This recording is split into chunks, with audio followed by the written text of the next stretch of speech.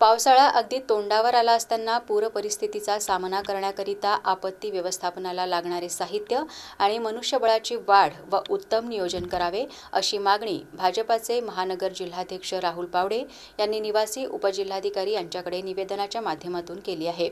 समोर पावसाळ्याचे दिवसात चंद्रपूर जिल्ह्याची परिस्थिती बघता शहरातील इरई नदी, झरपट नदी आणि वर्धा नदी या नद्यांच्या पाण्यामुळे यावर्षी देखील पूर परिस्थिती निर्माण होण्याची शक्यता नाकारता येत नाही।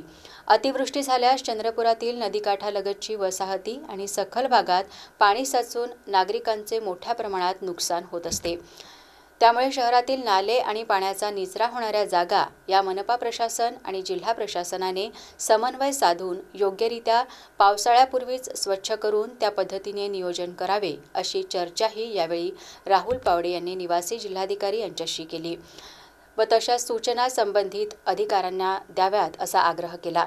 सदर निवेदन भाजपाचे महानगर जिल्हाध्यक्ष राहुल पावडे यांच्या नेतृत्वात सादर करण्यात आले।